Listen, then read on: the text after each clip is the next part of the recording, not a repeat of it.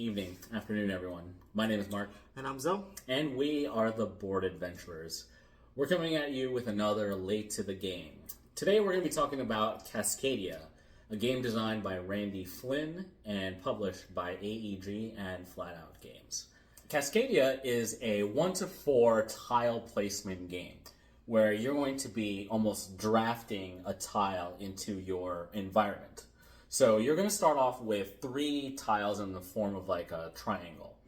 And what you're going to be doing is you're going to see out on the board there's going to be 4 pairs of tiles and tokens. Whenever you take your turn, you're going to take a combination of the two. So if there's a line of 4 and the line of 4 tokens and 4 tiles, you have to take the ones that are right above each other, right? You're going to then add that tile into your environment, and then whatever token you've taken, it has to go onto a tile with that symbol on that tile. If you were ever to take a tile that has only one animal on it, you get a nature token, which is this little pine cone piece that you get, right? The cool thing about the pine cone is that it lets you change up the choosing aspect of how you draft these tiles and tokens. So going back to that example, if I had 4 of these tile token combinations on the board, when I give in a pine cone, I can take any one token and any one tile. So I don't have to take ones that are almost just paired with each other. The other cool thing is that if there's ever 3 of the same animal out on the tokens to choose, those can get flushed out and get 3 more animals in its place. You can also do this with the pine cone. You can take out any of those nature tokens, any of those wildlife tokens, and then recycle them for any new ones. Right? Then you want to place your tiles so that your regions kind of almost coincide with each other. And then at the there's these 5 cards that'll give you the 5 animals in the game. They'll be end game scoring conditions based on an orientation of where your tokens are in your environment area.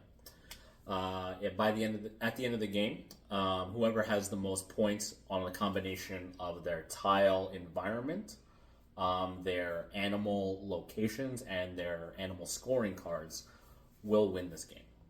What do you think about Cascadia? Yeah, Cascadia, I was very hesitant to play Cascadia. One, because of the game that the Flat Out Games designed prior to Cascadia was Calico. Oh, yeah. And Calico is a game that really, really, really didn't work for me. Okay. So when learning about Cascadia and that it was another tile kind of placement game, Right. I was like, no, I'm out. Yeah. But you purchased it, and my first playthrough, I was really struck by the streamlining of kind of what Calico started in terms of color matchment as well as tile matchment, Right. and then variable endgame scoring mechanics, Right. which is all of those is kind of what Calico kind of did before, but this streamlines it in a way that was a little bit lighter, less brain burnery, but also kind of works. And this is a lighter game, but everything that it kind of does kind of really works in terms of the tableau building and playing out the tiles. It's really good choices each turn. Yeah, right. Because I think one of the good things about we don't mean to make this as a comparison to Calico, but Cascadia, whenever you add a tile, you don't have a restriction for where you place the tile. Yes. Place the tile. Yeah. So you could place it at any point on your board as long as it's touching one of the hexagons that you have. But just note, if you don't have your regions matching, you're not going to score those regions as a conjunction or as a one path. And that's one of the cool things about Cascadia is that you'll have these 5 regions. When you pick tiles, you're kind of basing it off of, I need the animal, but I don't need the tile, or I need the tile, but this animal puts me in a disadvantage. Yeah. So I do like how simple this game is, but also kind of having good choices. Because really, your actions is picking up a tile, picking up a token, putting a tile next to another tile, and putting the token somewhere on your tableau. Right. That's pretty much your action every turn. Yeah. But because of the different scoring mechanics, where you put those 2 pieces really matters. And I do love how each score mechanic is. They're very similar each one in terms of like the amount of elk that you have, your salmon in a row, where Right. your hawks are compared to every other animal. Yeah. I do like that. Yeah, The- like those it's kind type of. Do you think it's like thematic in that way? Like it's because like I know with the bears, you want to try to get a mom, like almost like a mama and papa bear together, but then no other bears around it. And you want to have the, Yeah, the and then, like- foxes by itself. Yeah, and then like with the deer, you want to get them in a herd almost, but like they're more of like in a line or depending on which card you pick.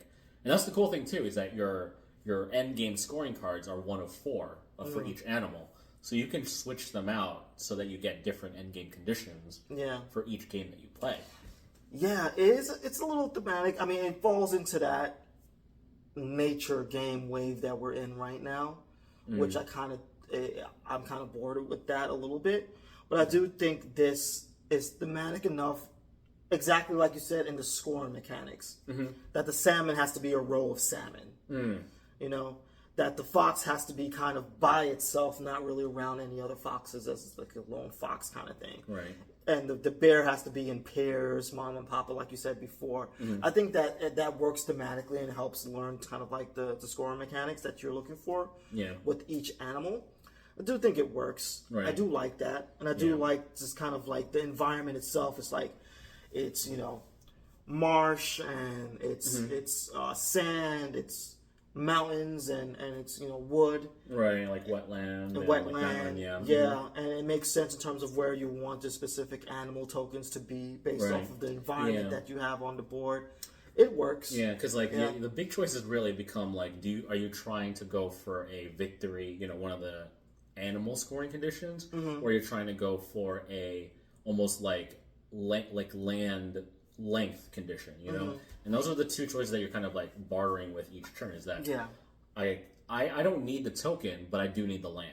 Yeah. Or I'm going to need that token. Am I willing to add this land to my like environment for me to like be able to get is this a higher amount of scoring at the end of the game? Yeah, I do like that that restriction of like you have to pick in a row, because you're always going to pick something you don't totally need and have to make it work. Yeah. So you're never going to build a perfect tableau. Right. But you want to build the best tableau that you can based off of what you pick. And it's cool because like those nature tokens too are points at the end of the game. Yeah. So like if you don't want to get a pair that's already matched up together, just note that you're sacrificing victory points to get that. So it has to be worth it. Yeah. So I like that little change. Yeah. There. And one thing I did want to ask specifically for you is like, I like the fact that this game is pretty light. Yeah. Does that work for you? Is this too light of a game for you? I don't think so. I like the simplicity of pick a tile, add it in, pick the token that's next to it, that's it's paired with, and then add that to your board. And it's like sometimes you this is on a rare occasion, but you'll never really get to the point where you can't add an animal to your board. But in the off chance that does happen, it just goes back into the bag. It's not like you lose a region on it, or you have to cover up anything for it. Yeah, yeah. And sometimes you might just be trying to extend your land as opposed to adding an animal. And like, say if you've already achieved a certain condition, you might want to just remove the animal from the board so your opponent can't get it. Yeah. So, Now, one con I do have is in regards to the different scoring mechanics at the end of the game. There's usually 5, and it's based off of all the animals that you have. But I think that because it's thematically works in terms of like a line of salmon and pairs of bears, that they can't be that much more different from each other, if that makes any sense. Okay. Like each salmon card that you have is going to be kind of a row of salmon, I believe. I don't think it really differs that much from end game scoring to end game scoring. Yeah. So there's not going to be that much variability in terms of how you score at the end of the game from game to game. Right. I know for like the Hawks, when we had played it with one of the more advanced ones, was it had to be in line of sight from other Hawks. And that's where it kind of got a little complicated because you didn't know what a straight line was. You had to kind of like just make sure you were correct on like, oh, I need to make sure that this hawk can see that hawk, but then across you need to see that one. Yeah. And the iconography was like clear, but it just took a little bit to process that. Yeah. Yeah, and like looking through like kind of the end game scoring, there is some variability, but it's not that much unique, that much different from Right. the base scoring. Yeah, like they all kind of play almost similarly. Yeah, Right? is what a better way to say Yeah. that. But I guess that's a slight con of the game, especially since we've recently played a game like Earth with an end game scoring mechanics different greatly from game to game. Right, right. This isn't different enough, but I still think it's pretty good. Yeah, I think in terms of like introducing this to new people, like if we're going to compare it to Earth, is that I would think this would be a little easier to teach than Earth. Oh yeah, this is I think this is probably, I would consider this as an introductory game. Yeah, because like Earth would have, like certain iconography and then the idea of following. Mm-hmm. This one is literally just take a tile, add it in, take a token, add it in, next player. Yeah, no, 100%. Now, in terms of buy, play, skip, where would you rate this at? This, I had liked Cascadia a lot when we first got this, I think last year. Mm-hmm. And the only thing is that it's kind of cooled on me since we haven't really tabled it as often as we have. Mm-hmm. But for me, this is a very solid play, possibly bordering a buy. I think this, for an introductory kind of tile placement, this works very well.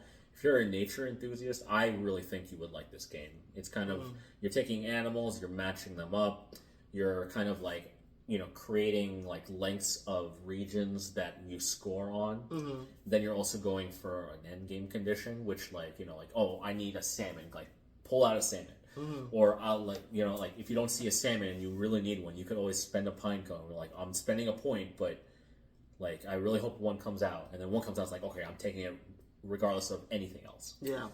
I think this is I think a lot of people can pick up this game quickly, and I think it would be quite enjoyable to play. Yeah. I'm the same. I would rate this as a play. I am teetering on buy. If you ask me this like after the first couple playthroughs of the game, this would be an immediate buy. I think now at a greater number of plays, this is kind of like a solid play for me. Mm-hmm. I do think this is like a great introductory tile placement game. Yeah. It's really up there. I think it just kind of works, that simplicity of just pick a tile, pick a coin, put it in your tableau, and it scores at the end of the game.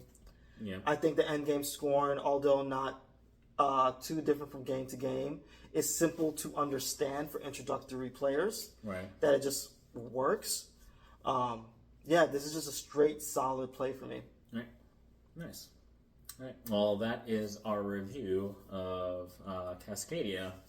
Let us know your comments or what you think about it down below. And we're the Board Adventurers. My name is Mark. And I'm Zoe.